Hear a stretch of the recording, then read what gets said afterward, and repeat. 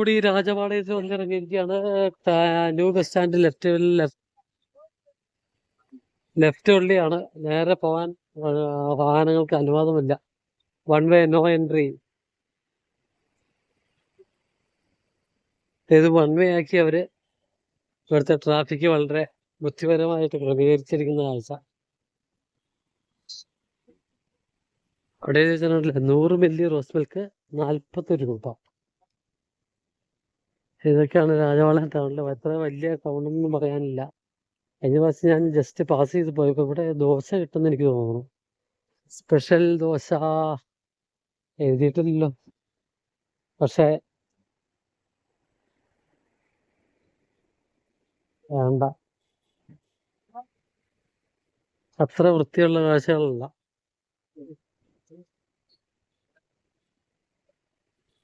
എനിക്ക് ചെന്ന ഇതിലേക്ക് ഒന്നേ നോക്കുള്ളൂ, വാഷ് ബേസിനിലേക്ക് കയ്യെ വീണ്. ഇവിടെ ഒന്നുമില്ല കേട്ടോ, കാഴ്ചകളൊന്നുമില്ല. വെറുതെ കുറെ കെട്ടിടങ്ങൾ മാത്രം, ചെറിയ രീതിയിലുള്ള വ്യാപാര സ്ഥാപനങ്ങൾ. അതൊക്കെ കൂടുതലായിട്ട് വലിയ കാഴ്ചയൊന്നുമില്ല. രാജപാളയം അത്രയൊക്കെ ഉള്ളൂ എന്ന് തോന്നുന്നു എനിക്ക് ഏകദേശം. അപ്പൊ ഇനി എന്തെങ്കിലും ഒന്ന് കഴിക്കാൻ കിട്ടുമെന്ന് കാണാം. നല്ല വിശപ്പാട്ടോ. സാത്തുകൂടിയൊക്കെ കഴിച്ചെങ്കിലും അതൊക്കെ തീർന്നു.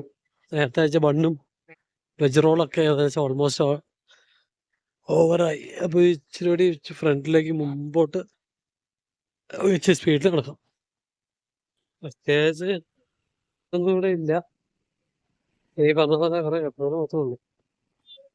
ഏതോ ഒരു വഴിക്കാണ് ഞാൻ മുമ്പോഴേ നടന്നു നോക്കിയതാണ്. ഏതായാലും മറ്റേ വഴിക്ക് തന്നെ പോയേക്കാന്ന് വിചാരിക്കാം. അതിന്റെ കാഴ്ച എന്തെങ്കിലും പാനില്ല. ഇതിലേക്ക് എത്തിക്കൊണ്ടിരിക്കുകയാണ്. ഇതാണ് രാജപാളയത്തെ മെയിൻ ജംഗ്ഷനുകളിൽ ഒന്നാണ്. അതിൽ ഒരു തിരക്കില്ല. മണി 3:27 ഒരു ക്ലോക്ക് വെച്ചിട്ടുണ്ട്. Birth centenary Shri PA Ramaswamy Raja, PAC Ramaswamy Raja. കുറച്ചുകൂടെ പോണ ഏതായാലും ആനന്ദ് എന്ന് പറഞ്ഞൊരു ആനന്ദ സിൽക്സ് ഇതിലെ ഒരു വഴിയുണ്ട്. അതിലെ പോയ ഈ പറഞ്ഞ പോലെ വലിയ ഇതൊന്നുമില്ല. സിനിമ മുമ്പോട്ട് ടൗണിക്കട തന്നെ നടക്കാം. തെങ്കാശി ബസ് പിടിക്കുക. ഏതായാലും ഒരു ആനന്ദ എന്ന് പറഞ്ഞ ഹോട്ടലുണ്ട്. കയറി ചെന്ന് കഴിഞ്ഞപ്പോ അവിടെ പോകും. പൊങ്കല് അങ്ങനെയുള്ള സാധനങ്ങൾ മാത്രമേ ഉള്ളൂ, ദോശയൊന്നുമില്ല. ഒരു പൊങ്കൽ 60 രൂപ, വെള്ള 20 രൂപ, 80 രൂപ തീർന്ന പരിപാടി. ഇഷ്ടം പോലെ കുമളി ബസ് ഉണ്ട് കേട്ടോ ഈ ഒരു പ്രദേശത്ത്. ആനന്ദവിലാസ് ഇത് ഇഷ്ടം പോലെ പറഞ്ഞ ഹോട്ടൽ അഹാരി.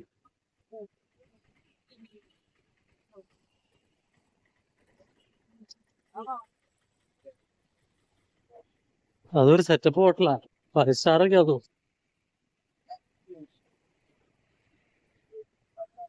അനന്തവിലാസ് ഹോട്ടൽ, അനന്താസ്.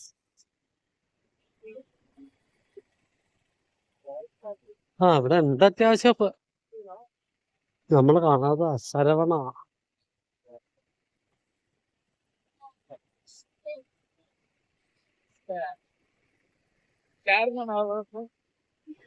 കാഴ്ചകളിലൂടെ വീണ്ടും രാജപാളയത്തിന് നമ്മളിങ്ങനെ വെറുതെ ഇങ്ങനെ നടക്കുക, അതന്നെ രക്ഷയുള്ളൂ. ഇത് എവിടെ ചെന്ന് ലെഫ്റ്റിലേക്ക് തിരിഞ്ഞ പുതിയ സ്റ്റാൻഡിൽ പോവാ, ഏതെങ്കിലും ഒരു ബസ്സിൽ കയറി നേരെ തിരിച്ചു പോവാ. സ്കൂൾ ബസ്സൊക്കെ നല്ല ഇഷ്ടംപോലെ ഉണ്ട്. ഇന്നിവിടെ ശനിയാഴ്ച ചെക്കന്മാരുടെ ഇതൊന്നും വിഷയമല്ല. നാടാർ മെട്രിക് ഹയർ സെക്കൻഡറി സ്കൂളൊക്കെ വിട്ടു തുടങ്ങി. പിന്നെ ഇപ്പൊ തിരക്കാവും. പതുക്കെ പോകാനുള്ള തീരുമാനം, പരിപാടികൾ നോക്കാം.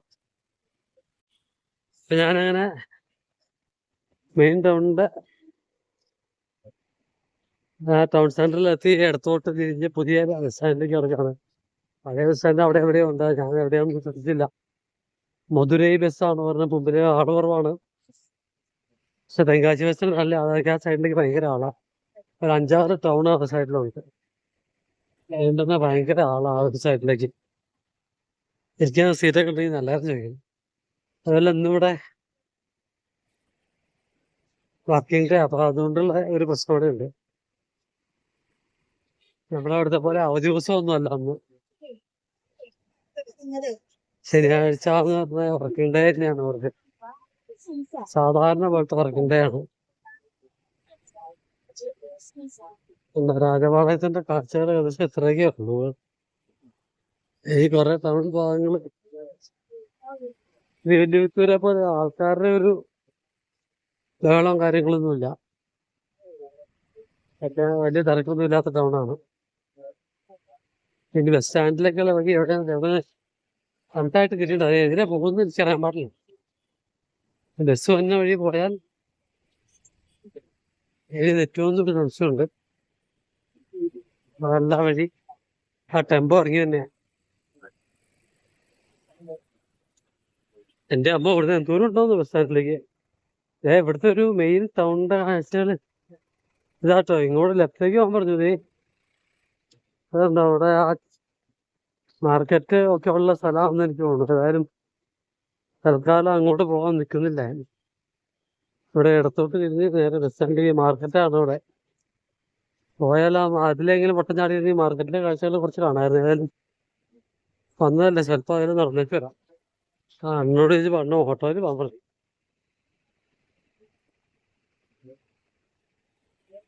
അങ്ങോട്ട് പോയിട്ട് വലിയ കാര്യമൊന്നുമില്ല. ഈ ബസ് സ്റ്റാൻഡ് ഇവിടെ മിക്കവാറും പഴയ ബസ് സ്റ്റാൻഡാണ്. ഏതായാലും കണ്ടച്ചോ. അപ്പൊ പഴയ ബസ് സ്റ്റാൻഡിന്റെ അടുത്തേക്ക് നടക്കാണ്.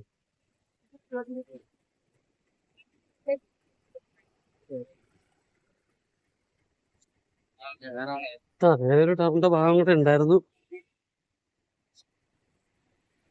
അതപ്പോ ഒരു കാഴ്ചയായി. എന്നെ ഒരു ബസ്സിൽ കയറി എങ്ങോട്ടാന്ന് നോട്ടായിരുന്നു.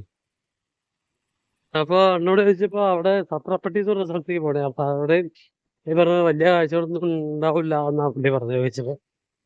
അപ്പൊ ഞാൻ നേരെ തിരിച്ചത് ഈ ഒരു ബസ്സിൽ കയറി ഒരു പക്ഷെ അവിടെ എത്താൻ പറ്റിക്കും. ഇനി തിരുനെൽവേലി ബസ്സാ. പക്ഷെ